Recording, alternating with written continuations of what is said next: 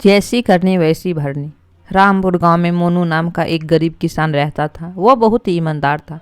पूरे गांव में उसकी फसल अच्छी होती थी, इसलिए उसकी फसल की अच्छी कीमत मिल जाती थी। सभी उसका बहुत सम्मान करते थे, इसलिए उसका पड़ोसी राजाराम उससे बहुत जलता था। राजाराम उसे नीचा दिखाने और तंग करने का कोई न कोई मौका ढूंढता ही रहता था। मोनू, मुखिया जी। मुखिया, बोलो मोनू, क्या हुआ? मोनू, मुखिया जी, मैं इस राजाराम से तंग आ गया हूँ। यह किसी न किसी बहाने से रोज कोई न कोई बड़ी समस्या खड़ी कर देता है। मुखिया, अरे मोनू, क्या हुआ? पूरी बात बताओ, तभी तो मैं तुम्हारी मदद कर पाऊंगा। मोनू, मुखिया जी, मेरे और राजाराम की खेत की बीच की मेड़ देखी है ना आपने? मुखिया, हाँ हाँ, यह तो सब जानते हैं। मोनू, उस राजाराम ने कल उस बीच की मेड़ को काट दिया और अपने खेत में पानी चलाकर छोड़ दिया। मेरा पूरा खेत पानी से लबालब भर गया। आप कुछ कीजिए ना। मुखिया, तुम मुझसे क्या चाहते हो? मोनू, मैं उसे समझा समझा कर थक गया हूँ। मुखिया, पंचायत करा लो। बोलो, तुम तैयार हो? मोनू, ठीक है मुखिया जी, पंचायत। मुखिया जी, क्यों राजाराम, तुम काहे को मोनू को रोज रोज परेशान करते हो? यह कोई अच्छी बात नहीं है। राजाराम, मैं कहाँ करता हूँ मुखिया जी, यह आपसे किसने कहा? मैं नहीं, मुझे मोनू तंग करता है। भगवान कसम, इसने मेरा जीना हराम कर रखा है। मुखिया, पर यह मोनू तो कह रहा है कि तुमने खेत की मेड़ को काटकर पानी की पाइप इसके खेत की ओर कर दिया। राजाराम, मैंने खेत की मेड़ नहीं तोड़ी, और पानी को कौन रोक सकता है, कहीं भी चला जाए। मोनू, मुखिया जी, मेरे खेत की मेड़ इसी ने जानबूझकर तोड़ी है। राजाराम, ऐसे कैसे? मेड़ तोड़ते हुए देखा क्या तुमने मुझे? मोनू, अरे तुम्हें कहाँ तक देखूं, रोजाना कुछ न कुछ करते ही रहते हो। राजाराम, मुखिया जी, मैं कहता हूँ यह मेड इस मोनू ने ही तोड़ी है, और इल्जाम मुझ पर लगा रहा है। मुखिया, इसका मतलब मेड किसने तोड़ी है यह तुम दोनों को ही नहीं पता? पर मोनू के खेत में तो पानी तुम्हारी गलती से कारण भरा हुआ है ना? राजाराम, मुखिया जी, इसमें मेरी कोई गलती नहीं है। मैं अपने खेत की सिंचाई करने के लिए पानी चलाकर चला गया था। अब पानी है, बहता हुआ चला गया मोनू के खेत में। पानी सीमा के बंधन में थोड़ी ना बनता। मुखिया, हाँ, बात तो तुमने बिल्कुल सही कही, पानी सीमा में नहीं बनता। राजाराम, वही तो मैं कह रहा हूँ, पानी है, चला गया उसके खेत में, अब इसमें मैं क्या करूँ? मुखिया, अरे नथु, जरा सुन, तेरा खेत राजाराम के खेत की दूसरी ओर जुड़ा हुआ है ना? नथु, हाँ मुखिया जी।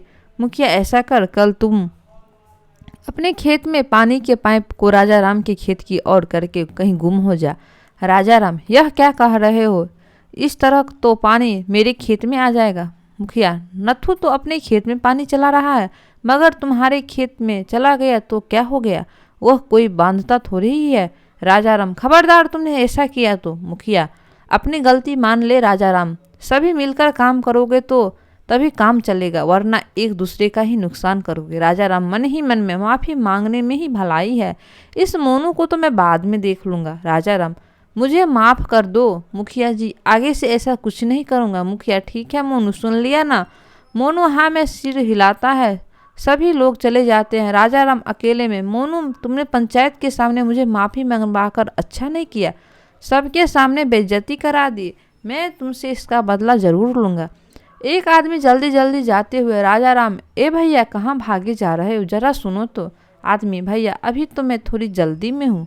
राजाराम, अरे रुको तो, कभी कभी हमसे भी बात कर लिया करो। आदमी, अच्छा भैया, कहो जल्दी, क्या बात है? राजाराम, तुम सब्जी वाले कॉन्ट्रैक्टर हो ना? आदमी, हाँ, मैं शहर में सब्जियाँ सप्लाई करता हूँ। राजाराम, हाँ हाँ, पता है, इस बार मेरे खेत की अच्छी फसल होने वाली है, अगले हफ्ते से ही तैयार हो जाएगी, तुम खरीदोगे तो? आदमी, ना ना भाई, रहने दो, मैं तो इस गांव से केवल मोनू भैया की सब्जियां खरीदता हूँ। राजाराम, अरे इस बार मेरी भी ले लो, मज़ा आ जाएगा इस बार। आदमी, भाई, तुम लोगों की सब्जी आधे दामों में भी नहीं बिकती, लेकिन मोनू की सब्जी बढ़िया किस्म की होती है, दोगुनी दामों में भी आसानी से बिकती है। शहर में उसकी सब्जियां की बहुत डिमांड रहती है, समझे? राजाराम, अच्छा चलो ठीक है, तुम मोनू की ही सब्जी खरीदो, पर मुझे भी दिमाग में रख लेना, अगर कभी ज़रूरत पड़े तो हाजिर हूँ। आदमी, हाँ भैया, ज़रूर, अगर ज़रूरत पड़ी तो तुमसे ले लेंगे, अभी मैं चलता हूँ, ठीक है ना? राजाराम अकेले में, अरे ज़रूरत कैसे नहीं पड़ेगी, पर मैंने तो कभी सोचा ही नहीं था कि इस मोनू की सब्जी दोगुनी दामों में भी आसानी से बिक जाती है। इस बार नोट मैं गिनूंगा, और मोनू, तुमसे तो मैं बदला लेकर ही रहूंगा।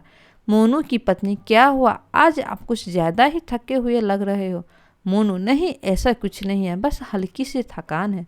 सुबह मोनू पलंग से उठा और चक्कर खाकर गिर गया। मोनू की पत्नी, अरे क्या हुआ आपको? वह डॉक्टर को बुलाती है। मोनू की पत्नी, यह तो भट्टी की तरह तप रहे हैं। डॉक्टर, घबराओ नहीं, इन्हें वायरल है, कोई और कमजोरी नहीं है, 10 दिन में आराम आएगा, तब तक खूब आराम करना, और हाँ, खाने पीने का अच्छे से ध्यान रखना, वरना ठीक होने के बाद भी खड़े होने पर गिर जाएंगे। मोनू की पत्नी, जी डॉक्टर साहब, मैं इनका पूरा ध्यान रखूंगी। डॉक्टर के जाने के बाद मोनू पलंग से उठने की कोशिश करता है, लेकिन उठ नहीं पाता। मोनू की पत्नी, यह क्या कर रहे हो? आपने सुना नहीं डॉक्टर ने क्या कहा? यह बुखार शरीर तोड़ देता है। मोनू, पर काम कौन देखेगा? मोनू की पत्नी, कोई बात नहीं, अगर इस बार नुकसान हो गया तो कुछ नहीं होगा। आप अपनी मर्जी से बीमार थोड़े न हुए, सेहत रहेगी तभी तो काम कर पाओगे ना। शहर से आया कॉन्ट्रैक्टर मोनू के पास आता है। कॉन्ट्रैक्टर, कैसे हो मोनू? मोनू की पत्नी, यह तो उठ भी नहीं पा रहे थे, अब कम से कम उठ तो पा रहे हैं। मोनू, इस बार की फसल का तो कॉन्ट्रैक्टर, इस बार तो तुम्हारी फसल तैयार भी नहीं हुई। मोनू, इस बार थोड़ी देरी हो गई। कॉन्ट्रैक्टर, कोई बात नहीं, इस बार मैं फसल राजा राम से ले लूँगा, तुम अपना ध्यान रखो भाई, सेहत है तो पूरा जहान है, समझे? कॉन्ट्रैक्टर वहाँ से राजा राम के पास जाता है। कॉन्ट्रैक्टर, हाँ भाई, तुमने कहा था ना कि तुम मुझे सब्जियाँ की सप्लाई करना चाहते हो। राजा राम, हाँ हाँ, पर आप तो सब्जियाँ मोनू से लेते हो ना। कॉन्ट्रैक्टर, हाँ, पर उसकी तबीयत खराब है और अभी तक उसकी सब्जियाँ खेत में ही लटक रही है और शहर से डिमांड आ रही है। तुम अपनी फसल मुझे दे दो, नहीं तो मेरा बहुत नुकसान हो जाएगा। राजा राम, अरे ऐसा मत कहो, मेरे होते हुए आपको कोई नुकसान नहीं होगा, आप चाहो तो मेरी पूरी की पूरी फसल उठा लो। कॉन्ट्रैक्टर, हाँ हाँ, क्यों नहीं। कॉन्ट्रैक्टर के जाने के बाद राजा राम, वाह, इस बार तो मज़ा आ गया, पूरी फसल डबल दामों में गई है। अगर यह मोनू ना हो तो यह कॉन्ट्रैक्टर हर बार मेरी फसल को अच्छो दामों में खरीद लेगा। 4 दिन बाद, मोनू, अब मैं ठीक हो गया हूँ, कल से मैं खेत पर जाकर सब कुछ संभाल लेता हूँ। मोनू की पत्नी, ठीक है, पर आप ज़्यादा चिंता मत करना। मोनू, अपना ध्यान तो रखना ही होगा। अगले दिन मोनू खेत से सारी सब्जियां कटवा लेता है। दूर से अपने खेत में खड़ा राजा राम यह सब देख रहा था। राजा राम, अरे यह मोनू का बच्चा ठीक हो ही गया, आखिर बीमारी में मर ही जाता तो अच्छा होता। मोनू अपने मजदूरों से, सुनो, यह सब्जी आप जल्दी खराब हो जाएगी, शहर जाते जाते यह सड़ जाएगी, मैं तुम्हें कल सुबह बताता हूँ इनका क्या करना है। राजा राम, इसे रास्ते से हटाने के लिए कुछ तो करना पड़ेगा, वरना यह कॉन्ट्रैक्टर दोबारा मेरी सब्जियाँ अच्छे दामों में नहीं खरीदेगा। रात के अंधेरे में धनी राम कंबल उठकर मोनू के सब्जियाँ के पास आकर खड़ा हो गया। राजा राम, बेटा मोनू, तेरा नाम और काम दोनों बर्बाद होने का समय आ गया है।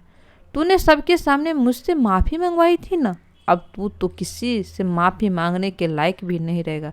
चल बेटा, दिखा दे अपना जलवा।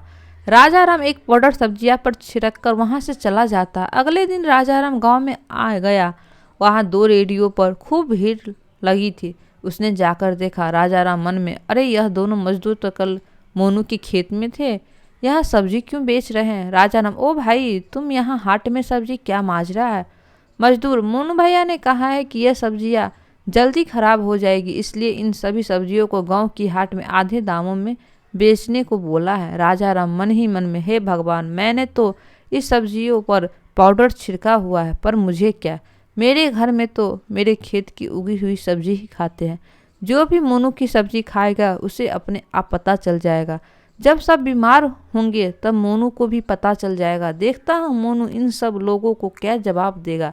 बेचने दो, चलो अच्छा है, मोनू की बदनामी पूरे गांव में होगी। राजा राम, हाँ हाँ बेचो भैया, तुम देखो मोनू को नुकसान न हो पाए। राजा राम अपने खेत में एक आदमी से बात कर रहा था, तभी एक बच्चा भागता हुआ आया। बच्चा, काका काका जल्दी चलो, आपको काकी बुला रही है। आदमी, अरे बेटा पहले सांस तो ले लो, ऐसा क्या हुआ जो हाँफते हुए बता रहा है? बच्चा, खाना खाने के बाद राधा उल्टियाँ कर रही है। आदमी, क्या राधा मेरी बच्ची, चल जल्दी चल। राजा राम, मतलब मोनू के उल्टे दिन शुरू हो गए। यह कहकर वह वहाँ से जाने लगता है। रास्ते में उसे मुखिया मिल गया। राजा राम, अरे मुखिया जी क्या हाल है? मुखिया, मैं तो ठीक हूँ राजा राम, पर गांव में जाने आज क्या हो रहा है? खाना खाने के बाद हर आदमी अस्पताल में भर्ती हो गया है और बहुतों के पेट में दर्द है। राजा राम, कुछ पता चला क्या खाया था? मुखिया, मुखिया, बस इतना पता चला है कि सब लोगों ने एक ही जगह में सब्जियां खरीदी थी आधे दामों में। राजा राम, मोनू की सब्जी भी आधे दामों में बिक रही थी। मुखिया, वही सब ने ही वही बताया है। राजा राम, मुझे तो कुछ गड़बड़ लग रही है। वैसे तो यह मोनू अपनी सब्जी शहर ही भेजता है। इस बार मोनू कुछ तो जरूर होगा जो इसे गांव में बेच दी। बताओ कितनी आदमी अचानक से बीमार हो गए। राजा राम, मुझे भी ऐसा ही लग रहा है, उसी की शिकायत करने के लिए जा रहा हूँ। मुखिया के जाने के बाद राजा राम मन ही मन में, वाह अब आएगा मजा आएगा, कहता है। जब राजा राम घर आया तो उसकी पत्नी भागते हुए आई। राजा राम की पत्नी, सुनिए जी, मनु को कितनी देर से उल्टी हो रही है, चलिए अस्पताल लेकर चलते हैं। राजा राम, उल्टी क्या खिला दिया है ऐसा? राजा राम की पत्नी, यह भिंडी खाने की जिद कर रहा था, घर में नहीं थी, नहीं तो हाट से आधे दामों में खरीद कर बना ली। राजा राम, चलो जल्दी अस्पताल चलो। वे दोनों बच्चे के साथ अस्पताल पहुंचते हैं। अस्पताल में अफरा तफरी मची हुई थी। राजा राम, डॉक्टर साहब मेरे बेटे को देखिए, वो बार बार बेहोश हो रहा है। डॉक्टर, देखो यहाँ सारे बेड फुल है, इससे किसी दूरी जगह या शहर लेकर जाओ। राजा राम, पर तब तक तो इसकी तबीयत बहुत खराब हो जाएगी। डॉक्टर, तुम मेरी मजबूरी समझो, जिससे दवाई दी जा रही है उससे भी बिल्कुल आराम नहीं हो रहा है और पता भी नहीं चल पा रहा है कि इनकी तबीयत क्यों बिगड़ रही है। अगर पता चल जाता तो शायद हम इलाज भी कर पाते। तभी मनु जमीन पर गिर गया। राजा राम की पत्नी, मनु, ओ मनु, क्या हुआ तुझे? उठना बेटा। पर वो नहीं उठता। डॉक्टर उसकी नब्ज चेक करती है। डॉक्टर, यह तो बहुत बुरी तरह बीमार है। मेरी बात ध्यान से सुनो, इससे अगले 3 घंटों से अस्पताल के किसी बड़े हॉस्पिटल में लेकर जाकर इलाज करवाओ।